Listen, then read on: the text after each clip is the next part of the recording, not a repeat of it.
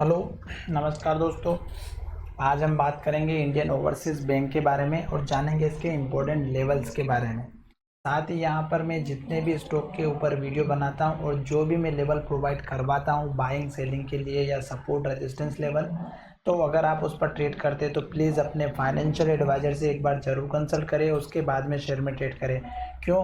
क्योंकि जो भी वीडियो में आपको मैं बताता हूँ वो केवल एजुकेशन पर्पज़ के लिए, किसी भी तरह की एडवाइस नहीं दे रहा हूँ।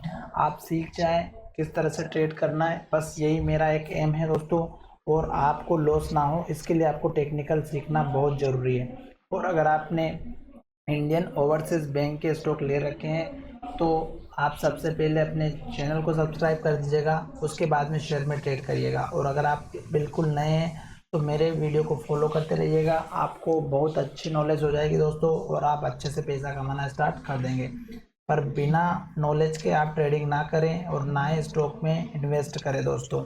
चलिए वीडियो की शुरुआत करते हैं। और सबसे इम्पोर्टेंट लेवल जो भी मैं आपको बताऊंगा उस पर आपको केवल लर्निंग पर्पस पे ले देखना है, ना इस पे ट्रेड करना है दोस्तों। अगर आप फिर भी ट्रेड करते हैं तो अपने फाइनेंशियल एडवाइज़र से एक बार ज़रूर कंसल्ट करें। सबसे पहले यहाँ पर हमें एनएससी की वेबसाइट पर आने के बाद में हमें 3-4 पॉइंट एटलीस्ट चेक करना ही करना है। अगर आपके पास टाइम कम है दोस्तों तो भी आप डिलीवरी परसेंटेज जो कि डेली चेक करना है। यहाँ पर देखिएगा 50% की डिलीवरी है जो कि अच्छी है।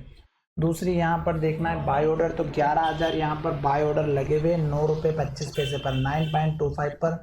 और तीसरा देखना है वॉल्यूम, तो यहाँ पर 11 लाख का शेयर का वॉल्यूम देख रहा है जो कि आपको दिखाई दे रहा होगा। बाकी के दिनों से हम कंपैरिजन करेंगे तो यहाँ पर 4-5-6 दिनों से अगर हम कंपैरिजन करते हैं, लगभग यहाँ पर हम 29 सितंबर 28 सितंबर तक करते हैं तो नॉर्मल वॉल्यूम बहुत ही कम था, 6-7 लाख के आसपास। पर कल के दिन में देखिएगा 11 लाख का वॉल्यूम आया, 11 लाख का। अब हम चलते हैं उस पॉइंट की तरफ जहां पर स्टॉक में कंपनी की इंफॉर्मेशन आती है। तो कंपनी की इंफॉर्मेशन पर क्लिक करेंगे और जितनी भी अपडेट है वो आपको यहाँ पर मिल जाएगी। जैसे कि यहाँ पर आपको दिख रहा होगा अपडेट 8 अक्टूबर, 8 अक्टूबर, 8 अक्टूबर और 7 अक्टूबर, 3 यहाँ पर अपडेट आई है। जिसमें से आपको अगर चेक करना है तो यहाँ पर देख सकते हैं detail update security issue by private placement, उसके बारे में दिया गया है। व्यू वाल पर जाकर के भी आप सारी डिटेल चेक कर सकते हैं और पीडीएफ भी चेक कर सकते हैं डाउनलोड करने के बाद। यहाँ पर आप देखेंगे रिजल्ट्स, तो यहाँ पर रिजल्ट जो है आपको 2 क्वार्टर का दिखाई दे रहा है, 31 मार्च 2020 का और 30 जून 2020 का। जिसमें से अगर आप नेट प्रॉफिट की बात करें, मार्च में 90 करोड़ का प्रॉफिट हुआ था और यहाँ पर देखिएगा जून क्वार्टर में 120 करोड़ का प्रॉफिट हुआ। यानी कि स्टॉक में एक ऊपर का लेवल देखने को मिल सकता है। अगर हम देखेंगे केवल क्वार्टर बेसिस पर, रिजल्ट के बेसिस पर, तो 90 से 120 यानी कि 30% की जो है इसमें बढ़त देखने को मिली है, इंक्रीमेंट मिला है। तो स्टॉक ऊपर जाने के चांस लग रहे हैं। पर क्या ये ज़रूरी नहीं है कि स्टॉक इसी की तरह चले। अब हम चलते हैं चार्ट की तरफ। तो चार्ट में अगर आप देखेंगे तो स्टॉक लगातार गिर रहा है और गिरते हुए मार्केट में अगर आप किसी भी स्टॉक पर ट्रेड करेंगे तो दोस्तों आप फंसने के पूरे चांस है। आप देखिएगा यहाँ पर अगर स्टॉक देखते हैं तो लगातार गिर रहा है और गिरता हुआ नज़र आ रहा होगा आपको चार्ट में भी। और स्टॉक पहले जो ट्रेड कर रहा था वो लगभग अगर आप देखते हैं तो एक टाइम पे 90 रुपये के आसपास चल रहा था और आज स्टॉक की प्राइस चल रही है 9-10 रुपये के आसपास। यानी कि स्टॉक गिर रहा है। 200 दिनों का जो मूविंग एवरेज है वो आप देखेंगे तो स्टॉक के पास में चल रहा है और स्टॉक की जो प्राइस है वो इसके नीचे चल रही है। अब यहाँ पर चेक ये करना है कि जो स्टॉक की प्राइस है हमारी वो कहाँ पर जाकर के होल्ड करेगी। तो सबसे इम्पोर्टेंट लेवल देखिएगा, इसने हमारी डोजी कैंडल बनाई है और ये बनाई है हमारी 200 दिनों के मूविंग एवरेज के हाई के पास। और स्टॉक अभी लो के पास में खड़ा है और लो की तरफ जाने की पूरी कोशिश कर रहा है और स्टॉक में चांस पूरे हैं कि नीचे जाएगा। क्यों?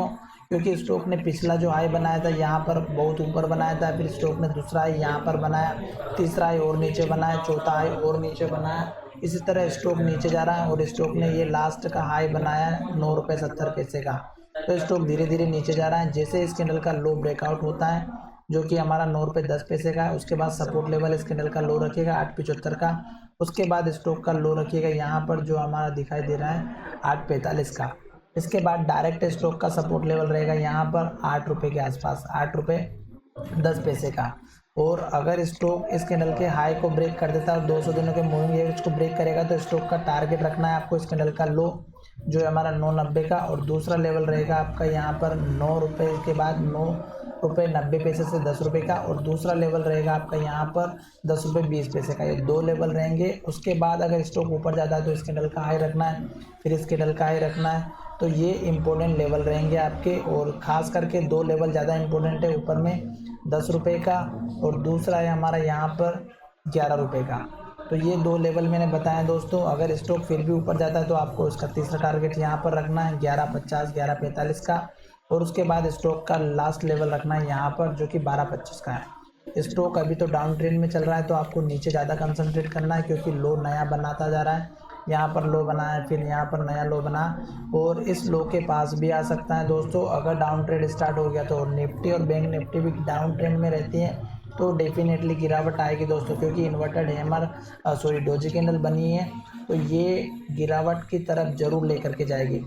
चलिए धन्यवाद दोस्तों, मिलेंगे नई वीडियो में। अगर पसंद आया तो चैनल को जरूर सब्सक्राइब करिएगा, बेल नोटिफिकेशन प्रेस करना बिल्कुल भी ना भूलें। धन्यवाद।